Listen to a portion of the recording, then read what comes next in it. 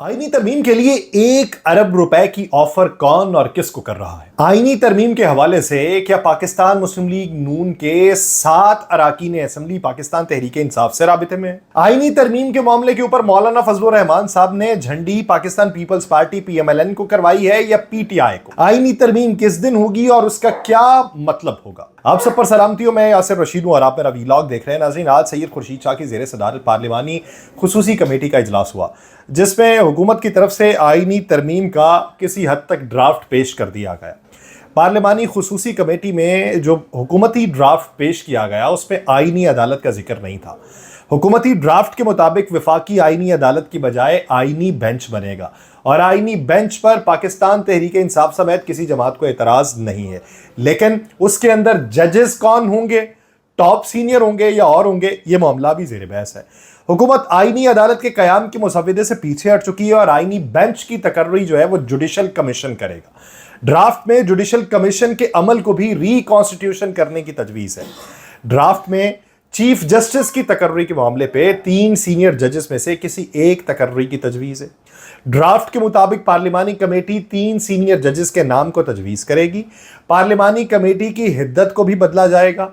पार्लिमानी committee अपनी तजवीज़ जो है वो वज़ीर आज़म को भेजेगी, सदर के दस्तखत से वो नोटिफाई हो जाएगा और ड्राफ्ट के मुताबिक जुडिशल कमीशन की तश्कील में 6 जजेस शामिल करने की तजवीज़ है। ड्राफ्ट ये बताता है कि जुडिशल कमीशन में वज़ीर कानून, अटॉर्नी जनरल, सुप्रीम कोर्ट का एक रिटायर्ड जज, कुछ वकला, MNA और सेनेटर्स को शामिल करने की तजवीज़ है।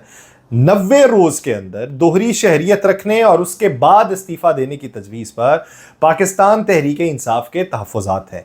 जमीयत उलमा इस्लाम फ़े ने कहा कि इस वक्त सीनियरिटी की बुनियाद पर ही चीफ जस्टिस की तकर्री की जाए, उसके बाद 3 जजेस वाली बात की जाए और ड्राफ्ट में चीफ जस्टिस की तकर्री के मामले पर JUI को तहफ़्फ़ुज़ात हैं।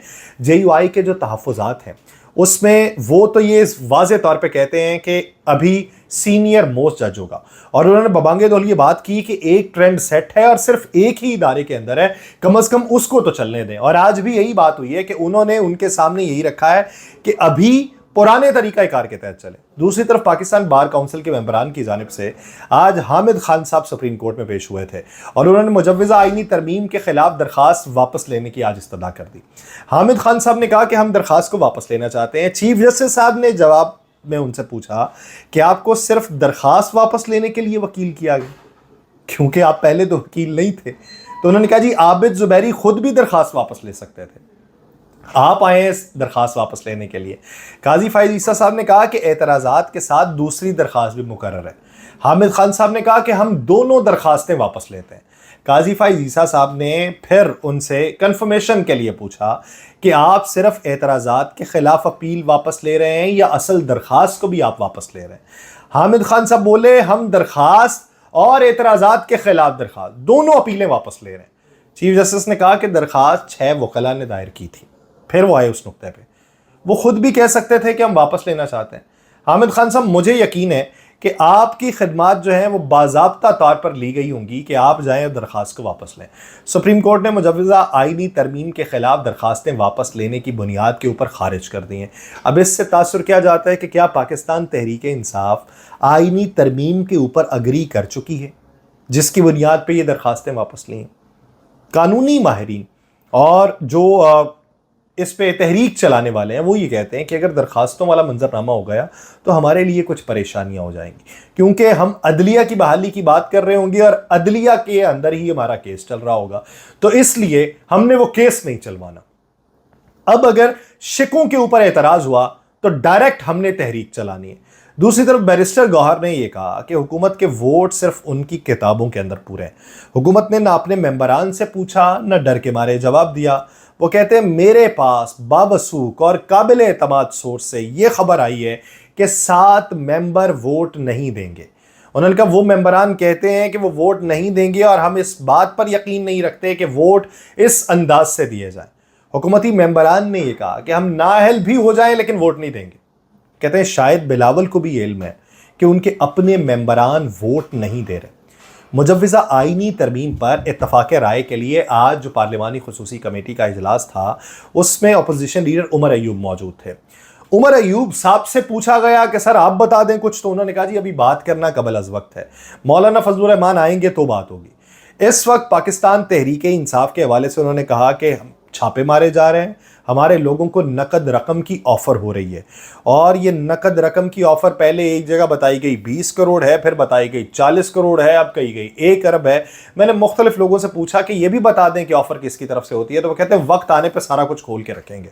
फारूक सत्तार साहब कहते हैं कि पार्लियामान को बेहतर बनाने का एजेंडा है, MKM ने अदालती इस्लाहात पे ताउन का फैसला किया और MKM इस मुसव्वदे के हक में है, ये पाकिस्तान को बचाने के लिए है और ये डायलॉग मुल्क के हक में है।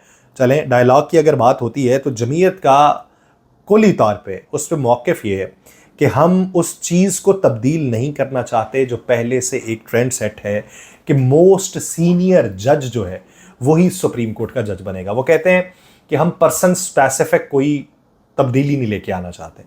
उनके नज़दीक उनकी हिमायत जस्टिस मंसूर अली शाह साहब के साथ नहीं है, उनकी हिमायत मोस्ट सीनियर जज के साथ है। वो चाहे मंसूर अली शाह साहब हों, चाहे याहिया अफरीदी साहब हों, चाहे अमीनुद्दीन खान साहब हों, चाहे मुनीब अख्तर साहब हों, उनका ये मानना है कि मोस्ट सीनियर जज ही बने।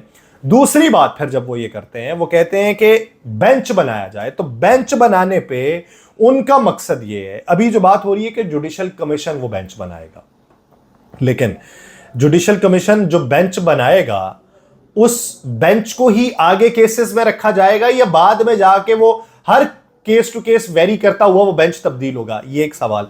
दूसरी बात, जमीयत उलमा इस्लाम फे ने इसके अंदर जो राय दी हुई है उनके मुताबिक मोस्ट सीनियर 5 जजेस जो हैं वो उस बेंच का हिस्सा हो। अब उसकी तश्कील के हवाले से अगर बात करें तो फिर जुडिशल कमीशन का इख्तियार तो उस पर ख़त्म हो जाता है। फिर उस पर कौन होगा?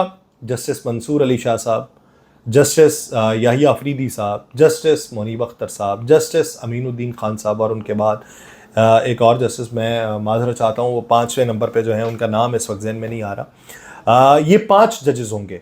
अब उसको अगर ये क्या नाम है उसका तनासब निकालें तो फिर ये इनके एतबार में वो तनासब जो है वो 3-2 का निकलेगा। अब इस पे हुकूमत फिर फंसी हुई है। दीगर ने कहा तो बहुत बाद की बातें हैं, ये जो मामला है आईनी बेंच के हवाले से, तो आईनी बेंच की तश्कील के अंदर जो बीच में थोड़ी सी चीज़ें हैं उनको लेके जो आने वाले दिनों के अंदर डिस्कशन होनी है, और इसी वजह से कहा जाता है कि नंबर पूरे नहीं थे और एजेंडे के अंदर इसे शामिल नहीं किया गया, एजेंडे में शामिल नहीं किया गया और इसके ऊपर गुफ्तगू नहीं हो सकी। अब गुफ्तगू करनी है, ये टेस्टर के तौर पे छोड़ देते हैं, आज करेंगे, कल करेंगे, परसों करेंगे, अभी नंबर्स पूरे नहीं है, मौलाना मुकम्मल तरीके से राम नहीं है, और झंडी जो है मौलाना ने अभी तक जो है वो इनको ही करवा रखी है, पाकिस्तान पीपल्स पार्टी और पाकिस्तान मुस्लिम लीग नून को। अभी तक उनका मौक़िफ़ पाकिस्तान तहरीक इंसाफ वाला ही मौक़िफ़ है, या कह लें कि पाकिस्तान तहरीक इंसाफ का मौक़िफ़ ही लेके जमीयत उलमा इस्लाम फे जो है वो आगे चल रही है। अब ये जो चीज़ें हैं इस पे क्या हो पाएगा? आज असेंबली के अंदर ये बातें हुई कि जिस तरीके से कारकुनान को दबाया गया, जिस तरीके से कामरान मुर्तज़ा ने खड़े होकर स्टैंड लिया, उन्होंने कहा जी मैं एक खातून से गुफ्तगू कर रहा था, तो उस गुफ्तगू के बाद मुझे ये मालूम पड़ा कि उसके साथ ज़्यादती हुई है, उसकी आंखों में आंसू थे और मैं थोड़ी देर वहाँ पे रहता तो मेरी भी आंखों से आंसू निकल जाते, इस तरीके से वोट ना लें। अब ये वो भी क्लेम कर रहे हैं, जब वो क्लेम कर रहे हैं तो हुकूमत के लिए मुश्किल है, और इस मुश्किल गिरदाब से हुकूमत फिल वक्त तो निकलती हुई दिखाई नहीं देती। मुझे दीजिए इजाज़त, अल्लाह ने के बाद।